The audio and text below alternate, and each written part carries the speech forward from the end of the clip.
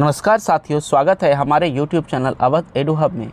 मैं अवध किशोर आज आपके साथ एक नए टॉपिक पर चर्चा के लिए आया हूं और आज का टॉपिक होगा मेरा प्राचीन भारत का इतिहास, जिसमें हम लोग जैन धर्म का संपूर्ण अध्ययन करेंगे। संपूर्ण इतिहास के बारे में जानेंगे कि जैन धर्म की उत्पत्ति कब हुई, इस धर्म की उत्पत्ति के कारण क्या थे, इस धर्म के सिद्धांत क्या हैं, जैन धर्म के संप्रदाय क्या हैं, ईश्वर की अवधारणा पर चर्चा करेंगे। क्या ईश्वर की अवधारणा वो मानते थे, उनका साहित्य क्या था और जैन धर्म का योगदान हमारे भारतवर्ष में और पूरे विश्व में क्या है, और हम भगवान महावीर के जीवनी तथा उनके द्वारा दिए गए उपदेश की चर्चा करेंगे। तो चलिए अब सेशन को स्टार्ट करते हैं। लेकिन अगर आप मेरे चैनल पर नए हैं तो मेरे चैनल को आप ज़रूर सब्सक्राइब करिए और बेल आइकन दबा दीजिए, वीडियोस को लाइक ज़रूर करिए। चलिए अब सेशन को स्टार्ट करते हैं। सबसे पहले हम इसके परिचय को समझते हैं कि जैन धर्म होता क्या है। जिस प्रकार आपने पढ़ा होगा जैन धर्म के बारे में, लेकिन आज मैं जो आपको बताऊंगा वो बहुत ही ज़बरदस्त होने वाला है। अगर आप इस वीडियो को पूर्ण रूप से देख लेंगे तो आपसे एक भी क्वेश्चन नहीं छूटेगा, इसका मैं आपको भरोसा देता हूँ। तो देखिए, अब हम लोग परिचय को पढ़ेंगे पहले कि जैन धर्म एक प्राचीन धर्म है जो उस दर्शन में निहित है जो सभी जीवों ने प्राणियों को अनुशासित करता है, अहिंसा के मार्ग को दिखाता है और आध्यात्मिक शुद्धता और आत्मज्ञान का मार्ग सिखाता है। उसे ही हम जैन धर्म कहते हैं। अब ये समझते हैं जैन धर्म की उत्पत्ति कब हुई। इससे बहुत सारे क्वेश्चंस पूछे जाते हैं। तो 6ठी शताब्दी ईसा पूर्व में जब भगवान महावीर ने जैन धर्म का प्रचार किया, तब यह प्रमुखता से व्यापक रूप से फैला। इस धर्म में 24 तीर्थंकर हुए थे और उस तीर्थंकर को शिक्षक भी हम लोग कह सकते हैं, जिनमें अंतिम तीर्थंकर यानी अंतिम शिक्षक जो थे वो भगवान महावीर थे। इन 24 शिक्षकों को तीर्थंकर कहा जाता है। वे लोग जिन्होंने अपने जीवन में सभी ज्ञान यानी मोक्ष प्राप्त कर लिए और लोगों तक इसका प्रचार किया। जैन शब्द का अर्थ होता है या जिन शब्द का अर्थ होता है विजेता। याद रखेंगे, अगर आपको पूछेगा जैन अर्थात जिन का अर्थ क्या होता है तो उसका अर्थ बोलेंगे आप विजेता। तो यहाँ तक हम लोगों ने परिचय को पढ़ लिया और जैन धर्म की उत्पत्ति कब हुई थी इस पर हम लोग चर्चा कर चुके हैं। और याद रखिए, जैन धर्म के जो प्रथम तीर्थंकर थे, अगर आपको पूछेगा कि जैन धर्म के प्रथम तीर्थंकर यानी जैन धर्म के संस्थापक कौन हैं, जैन धर्म के संस्थापक अगर आपको पूछेगा तो आप कहेंगे ऋषभदेव। जैन धर्म के संस्थापक कौन हैं? ऋषभदेव। याद रखिएगा, ऋषभदेव या ऋषभनाथ। अब हम लोग महावीर के बारे में पढ़ेंगे कि जो जैन धर्म के सबसे श्रेष्ठ तीर्थंकर में से एक थे। देखिए, 24वें तीर्थंकर यानी अंतिम तीर्थंकर थे महावीर। उनका जन्म 540 ईसा पूर्व हुआ था, 540 बीसी में। कहाँ हुआ था? वैशाली के निकट कुंडग्राम गांव में हुआ था। भगवान महावीर ज्ञानत्रिक वंश के थे और मगध के शाही परिवार से उनका संबंध था, यानी शाही परिवार में उनका जन्म हुआ था। उनके पिता का नाम सिद्धार्थ था जो क्षत्रिय वंश के मुखिया थे, और उनकी माँ का नाम त्रिशला था जो वैशाली के राजा चेतक की बहन थी। 30 वर्ष की आयु में उन्होंने अपना घर त्याग दिया और एक तपस्वी बन गए। इनकी कहानी बड़ा रोचक है। देखिए, उन्होंने 12 वर्ष तक तपस्या किया और 42 वर्ष की आयु में वो दुख सुख पर विजय प्राप्त कर लिए, यानी उसको कैवल्य कहा गया। दुख सुख को कैवल्य कहा जाता है नामक सर्वोच्च आत्मज्ञान प्राप्त हो गया। उन्होंने अपना पहला उपदेश पावापुरी में दिया था। पावापुरी, याद रखिएगा। प्रत्येक तीर्थंकर के साथ एक प्रतीक जुड़ा होता है, जो महावीर भगवान का प्रतीक सिंह था, यानी शेर था। अपने उद्देश्य की पूर्ति के लिए उन्होंने कौशल, मगध, मिथिला, चंपा आदि प्रदेश का भ्रमण किया। उनकी मृत्यु 468 ईसा पूर्व 72 वर्ष की आयु में पावापुरी में हो गया था। साथियों, अब इस धर्म की उत्पत्ति का कारण क्या है वो देखिए। जब उत्तर वैदिक काल में कर्मकांड काफ़ी बढ़ गए थे, तो कर्मकांड काफ़ी जटिल हो गया, ब्राह्मणों का वर्चस्व बढ़ गया था, तो उस समय एक ऐसे धर्म और ऐसे व्यक्ति की तलाश थी प्रकृति में, जो सभी को अध्यात्म ज्ञान से वाकिफ करा सके। तो उसी समय भगवान महावीर का जन्म होता है और लोगों में अहिंसा का पाठ पढ़ाता है। देखिए उत्पत्ति के क्या कारण हैं। पहला, जटिल कर्मकांड और ब्राह्मण के प्रभुत्व के साथ हिंदू धर्म में कठोरता और रूढ़िवादिता बढ़ गई। वर्ण व्यवस्था ने समाज को जन्म के आधार पर 4 वर्गों में विभाजित कर दिया, जहां 2 उच्च वर्ग को विशेष अधिकार प्राप्त था और जो नीचे वाले वर्ग थे उसके साथ काफ़ी भेदभाव होता था। ब्राह्मणों में वर्चस्व के खिलाफ क्षत्रिय की प्रतिक्रिया। लोहों के औजार के प्रयोग से उत्तरी पूर्व भारत में नई कृषि अर्थव्यवस्था का प्रसार हुआ, जिसके कारण लोग जग गए और अंधविश्वास को हटाने की कोशिश की, जिसमें से जैन धर्म उत्पत्ति में आए। अब हम लोग पढ़ेंगे जैन धर्म के सिद्धांत क्या है। अरे ये सारा चीज़ अगर आप रट लेते हैं, समझ लेते हैं, तो कोई भी कंपटीशन में कोई भी क्वेश्चन नहीं छूटेगा जैन धर्म के। इसका मुख्य उद्देश्य मुक्ति की प्राप्ति। इसके लिए किसी अनुष्ठान की आवश्यकता नहीं थी। सबसे बड़ी बात यही थी। उस समय उत्तर वैदिक काल में बहुत सारे कर्मकांड, यज्ञ, तरह तरह के बलि चढ़ाए जाते थे, जिससे व्यक्ति त्रस्त हो गया था और वहाँ पर एक ऐसे धर्म की आवश्यकता थी जो सरल हो। उनमें जैन धर्म आए जो बहुत सरल थे।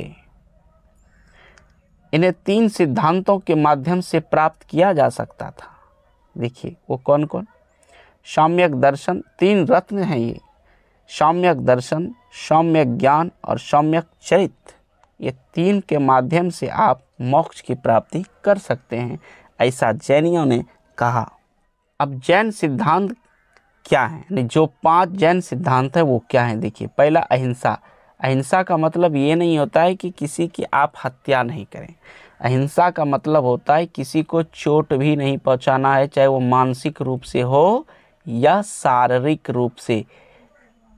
इसको हम कहते हैं अहिंसा। सिर्फ अहिंसा का अर्थ लोग समझते हैं किसी को नहीं मारना, नहीं, आप चोट नहीं पहुंचा सकते। दूसरा, आप सत्य बोलिए, झूठ नहीं बोलिए। आस्ते, आस्ते का अर्थ होता है चोरी नहीं करना। अपरिग्रह यानी संपत्ति का संचय नहीं। जैसे आज के ज़माने में सब आदमी संपत्ति का संचय कर रहे हैं। उन्होंने कहा कि संपत्ति का संचय नहीं करना, जितनी आपको आवश्यकता होगी वो आवश्यकता भर ही आप रखेंगे, उसके बाद आप नहीं रखेंगे। और लास्ट है ब्रह्मचर्य। अब हम लोग आगे चलते हैं, देखते हैं क्या है जैन धर्म में ईश्वर की अवधारणा। ईश्वर की अवधारणा पर क्या कहा गया है। जैन धर्म का मानना है कि ब्राह्मण और उनके सभी पदार्थ संस्थाएं शाश्वत हैं। समय के संबंध में इनका कोई आदि अंत नहीं है। ब्रह्मांड की सारी खगोलीय नियम उनके द्वारा स्वयं ही होते हैं, अपने हिसाब से वो चलते हैं। सभी पदार्थ लगातार अपने रूपों को बदलते हैं या संशोधित करते हैं। ब्रह्मांड में कुछ भी नष्ट निर्मित नहीं होता है। ब्रह्मांड के मामलों को, नियमों को चलाने या प्रतिबंधित करने की किसी को आवश्यकता नहीं है, वो स्वयं चलता है। इसीलिए जैन धर्म ईश्वर को ब्रह्मांड के निर्माता और उत्तरजीवी संहारक के रूप में नहीं मानता था। हालांकि जैन धर्म ईश्वर को एक निर्माता के रूप में नहीं बल्कि एक पूर्ण प्राणी के रूप में मानता था। जब कोई व्यक्ति अपने सभी कर्मों को नष्ट कर देता है तो वह एक मुक्त आत्मा बन जाता है। ये सभी बंधन से मुक्त हो जाता है। वह हमेशा के लिए मोक्ष में पूर्ण आनंदमय अवस्था में रहता है। मुक्त आत्मा के पास अनंत ज्ञान, अनंत दृष्टि, अनंत शक्ति और अनंत आनंद है। जो आत्माएं मुक्त हो जाती हैं, उन्होंने कहा कि मुक्त आत्माओं के पास अनंत ज्ञान होता है, अनंत दृष्टि होती, अनंत शक्ति होती है और आनंद भी अनंत होता है। यह जीव जैन धर्म का देवता है। प्रत्येक जीव में ईश्वर बनने की क्षमता होती है। सबसे बड़ी बात इन्होंने कहा कि कोई भी व्यक्ति, कोई भी प्राणी ईश्वर बन सकता है। इसीलिए जैनियों का एक ईश्वर नहीं है, अनेक जैन देवता असंख्य हैं। उनकी संख्या लगातार बढ़ रही है, क्योंकि अधिक जीव प्राणी मुक्ति प्राप्त करके ईश्वर बन जाता है। उन्होंने यही बात कहा है। अब हम लोग पढ़ेंगे अनेकांतवाद। ये अनेकांतवाद क्या होता है, इस पर क्या कहा, इससे इम्पोर्टेंट क्या क्या है वो देखिए। जैन धर्म में अनेकांतवाद की एक मौलिक अवधारणा है। यदि कोई भी इकाई एक बार में अस्थायी होती है लेकिन परिवर्तन में भी गुजरती है, जो निरंतर अपरिहार्य है। अनेकांतवाद के सिद्धांत में कहा गया है कि सभी संस्थाओं के 3 पहलू होते हैं, द्रव्य, गुण और पर्याय। यहाँ संस्था का अर्थ पदार्थ से है, याद रखिएगा। द्रव्य कई गुणों के लिए एक आधार के रूप में कार्य करता है, जिनमें से प्रत्येक स्वयं में लगातार परिवर्तन या संशोधन के दौरान गुजर रहा होता है। अर्थात हर चीज में परिवर्तन होता है। इस प्रकार किसी भी इकाई में एक अस्थायी निरंतर प्रकृति और गुण दोनों होते हैं, जो निरंतर प्रवाह की स्थिति में होता है। ये अनेकांतवाद का रहस्य है। अब देखिए आगे क्या है। स्यादवाद, इसमें क्या कहा गया है। जैन धर्म में स्यादवाद के सिद्धांत में महावीर साहब का बहुत महत्वपूर्ण योगदान है। स्यादवाद का अर्थ होता है हमारा ज्ञान सीमित और सापेक्ष है तथा हमें ईमानदारी से इसे स्वीकार करना चाहिए और स्वीकार करते हुए अपने ज्ञान के असीमित और अप्रश्नय होने का निरर्थक दावों से बचना चाहिए। ये नहीं कहना चाहिए कि हम ही दुनिया में सर्वश्रेष्ठ हैं। अगर ऐसी भावना है कि संसार के सभी जीवों में हम ही श्रेष्ठ हैं, तो बिल्कुल गलत अवधारणा है आपकी। महावीर साहब के अनुसार किसी वस्तु को देखने के तरीके संख्या में अनंत है। स्यादवाद का शाब्दिक अर्थ है विभिन्न संभावनाओं की जांच करने की विधि। देखिए अब हम लोग आगे चलते हैं। जैन धर्म के संप्रदाय। जैन व्यवस्था 2 प्रमुख संप्रदायों में विभक्त हो गया था, दिगंबर और श्वेतांबर। यह याद रखिए। विभाजन का मुख्य रूप से मगध में अकाल पड़ने के कारण हुआ था। भद्रबाहु के नेतृत्व वाले एक समूह दक्षिण भारत में स्थानांतरित होने के लिए मजबूर हो गए, मजबूर किया, और 12 वर्षों के अकाल के दौरान दक्षिण भारत में समूह सख्त प्रथाओं पर कायम रहा, जबकि मगध में समूहों ने, जो मगध के समूह थे, उनमें अधिक ढीला और नम्रतापूर्ण रवैया अपनाया और सफ़ेद कपड़े पहनना शुरू कर दिया। काल की समाप्ति के बाद जब दक्षिण समूह मगध में वापस आया, तो बदलती हुई प्रथाओं ने जैन धर्म को 2 भागों में विभाजित कर दिया। एक दिगंबर और एक होता है श्वेतांबर। तो अब हम लोग पढ़ेंगे दिगंबर और श्वेतांबर किसे कहा जाता है। अब हम लोग दिगंबर के बारे में जानते हैं। देखिए, इस संप्रदाय के साधु ने, इनके जो मानने वाले थे, वो पूर्णतः नंद में विश्वास करते थे। पुरुष भिक्षु कपड़े नहीं पहनते, जबकि महिला जो भिक्षुक थी वो बिना सिले हुए सफ़ेद वस्त्र यानी साड़ी ग्रहण करते थे, यानी धारण करते थे। अब यहाँ पर बात आई कि दिगंबर ऐसा क्यों करते थे, क्योंकि दिगंबर का कहना था कि हमारा दिशा ही हमारा वस्त्र है। ये 5 व्रत जो इनका था, क्या क्या, सत्य, अहिंसा, अस्तेय अपरिग्रह और ब्रह्मचर्य का पालन करते थे। मान्यता है कि औरतें मोक्ष प्राप्त नहीं कर सकती हैं। भद्रबाहु इस संप्रदाय के प्रतिपादक थे। अगर ऐसा क्वेश्चन आपको पूछा जाए कि दिगंबर जो जैन धर्म की एक शाखा है उसके प्रतिपादक कौन थे, तो इसके प्रतिपादक भद्रबाहु थे और भद्रबाहु ने ही इस संप्रदाय का प्रतिपादन किया था। साथियों, अब हम लोग श्वेतांबर के बारे में पढ़ेंगे। देखिए, साधु सफ़ेद वस्त्र धारण करते थे, केवल 4 व्रत का ही ये पालन करते थे। ब्रह्मचर्य को इन्होंने छोड़ दिया। इनका विश्वास है कि महिलाएं मुक्ति प्राप्त कर सकती हैं। स्थूल भद्र इस संप्रदाय के प्रतिपादक थे। याद रखिए, श्वेतांबर के प्रतिपादक स्थूल भद्र थे और दिगंबर के प्रतिपादक भद्रबाहु थे। ठीक है, ये याद रखिएगा, दिगंबर भद्रबाहु और श्वेतांबर स्थूल भद्र।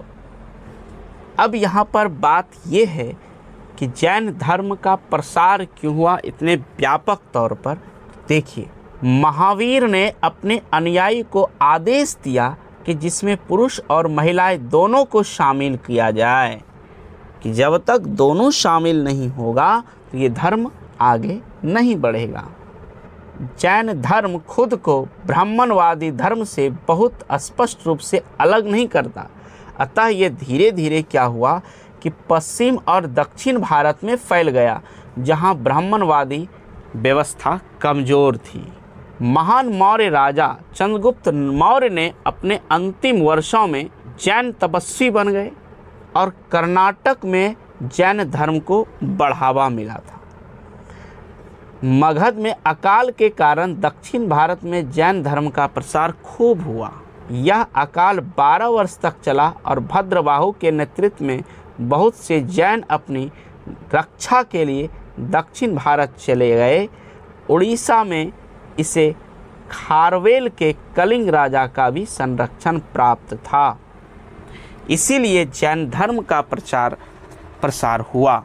याद रखिए, कोई भी धर्म को बढ़ावा तब तक नहीं मिलती है जब तक कि उस पर कोई राज की कृपा नहीं होती। अगर राजा उसे संरक्षण दे दे तो वो धर्म आगे बढ़ जाएगा। अब देखिए जैन साहित्य के बारे में। जैन साहित्य में एक आगम साहित्य है। ये आगम साहित्य क्या है? देखिए, भगवान महावीर के उपदेशों को उसके अनुयायियों द्वारा, अनुयायी मतलब फॉलोवर, कई ग्रंथों में व्यवस्थित रूप किया गया, यानी इसको संकलित किया। तो ये जो संकलित करने के बाद जो पवित्र ग्रंथ बना उसे ही आगम कहा गया।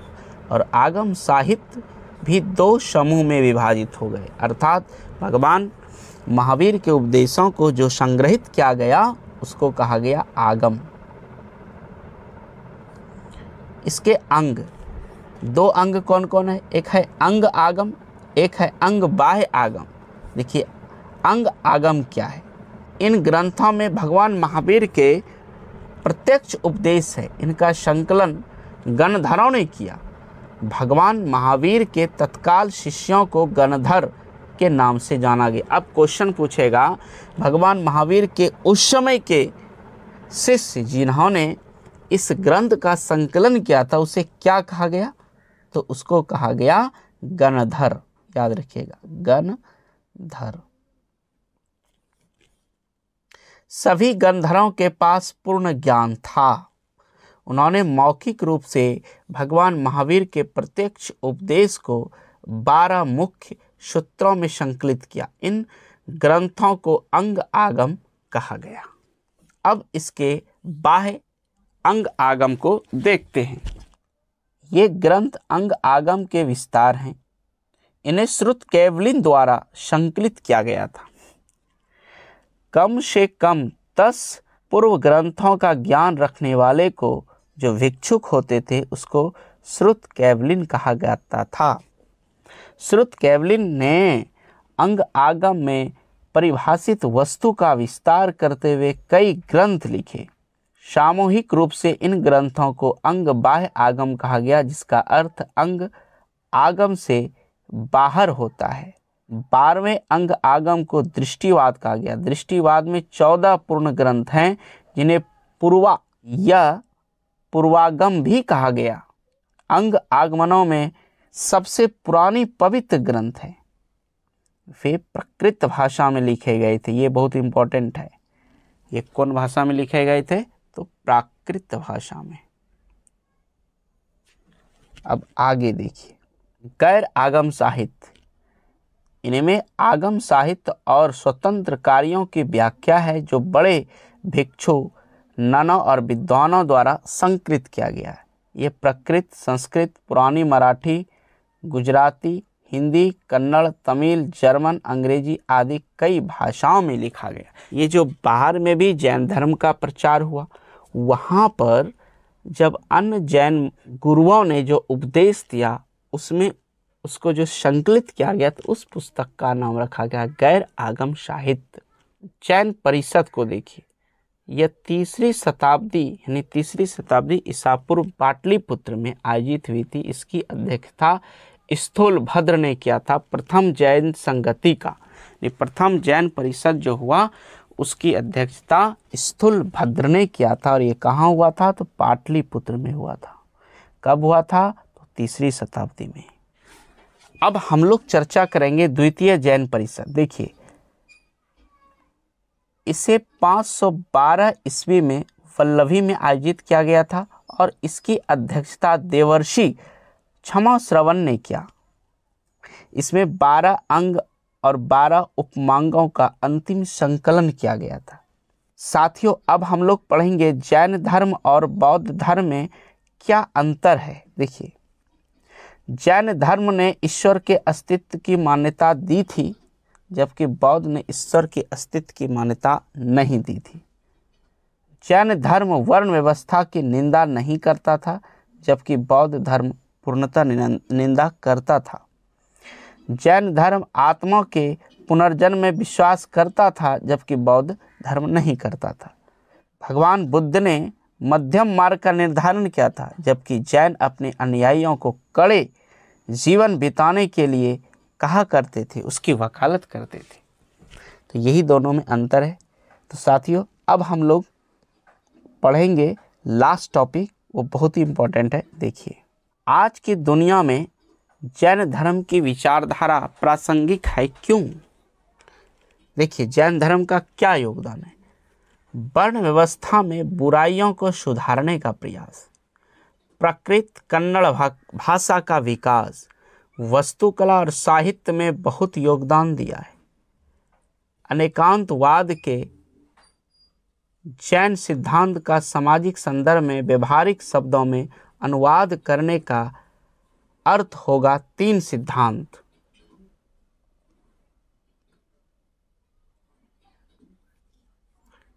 हठ धर्मिता यानी कट्टरता का अभाव, दूसरा स्वतंत्रता का सम्मान करना और शांतिपूर्ण सह अस्तित्व और सहयोग। यह बौद्धिक और सामाजिक सहिष्णुता की भावना जगाता है। आज के परमाणु संपन्न समाज में लंबे समय तक शांति प्राप्त करने के लिए अहिंसा के सिद्धांत को किसने बताया? तो जैनियों ने बताया। उसकी प्रमुखता मिलती है। अहिंसा की अवधारणा बढ़ती हिंसा और आतंकवाद का मुकाबला करने के लिए मददगार सिद्ध होता है। अब ये देखिए कितना इम्पोर्टेंट है। उपभोक्तावादी आदतों पर नियंत्रण करने में मदद कर सकता है, क्योंकि लालच और स्वामित्व का प्रवृत्ति जो हमारे अंदर भर गया है उसको कम ये कर सकता है। उसकी प्रवृत्ति में बहुत वृद्धि हुई है, उसको कम किया जा सकता है इनके सिद्धांतों को अपनाकर। कार्बन उत्सर्जन करने वाली अवांछित विलासिता को दूर करने पर इसका विचार से इन्हीं के विचार से ग्लोबल वार्मिंग में सुधार किया जा सकता है। तो साथियों, आपको जैन धर्म अच्छे तरीके से समझ में आ गया होगा। अगर ये वीडियो आपको अच्छा लगा तो आप इसे लाइक करिए और मेरे चैनल को आप सब्सक्राइब करिए और कमेंट्स में ज़रूर लिखिए वीडियो कैसा लगा।